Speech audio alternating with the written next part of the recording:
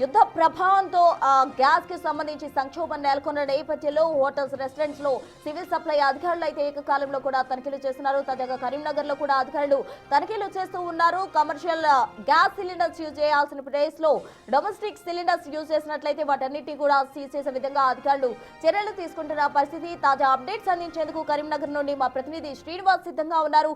శ్రీనివాస్, చెప్పండి, కరీంనగర్ లో వంట గ్యాస్ అటు కమర్షియల్ యూజ్ చేయాల్సిన ప్లేస్ లో డొమెస్టిక్ సిలిండర్స్ యూజ్ చేస్తే అధికారులు వాటన్నిటిని కూడా సీజ్ చేసినట్టు సమాచారం అందుతుంది. అక్కడ పరిస్థితి ఏంటి?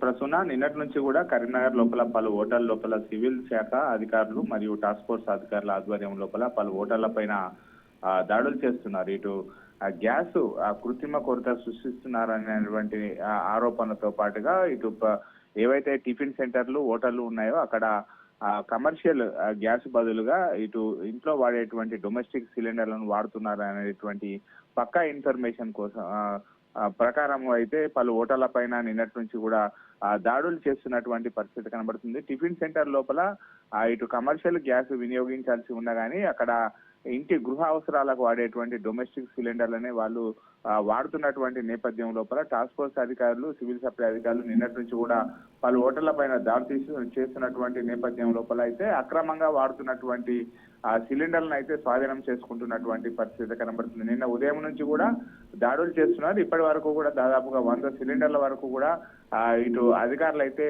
స్వాధీనం చేసుకున్నటువంటి పరిస్థితి. ఎట్టి పరిస్థితి లోపల కూడా ఇటు ఖచ్చితంగా కమర్షియల్ గ్యాస్ సిలిండర్లు మాత్రమే వినియోగించాలి. గృహ అవసరాలకు వాడేటువంటి డొమెస్టిక్ సిలిండర్లను ఇటు హోటల్లో వాడద్దు అని చెప్పి హెచ్చరికలు జారీ చేసినా కానీ వాడుతున్నటువంటి నేపథ్యం లోపల ఒక్కసారి అప్రమత్తమైనటువంటి అధికారులు నిన్నటి నుంచి కూడా మెరుపుదాడులు చేస్తున్నటువంటి పరిస్థితి కనబడుతుంది. ప్రస్తుతం శ్రీనివాస్, థ్యాంక్ యూ.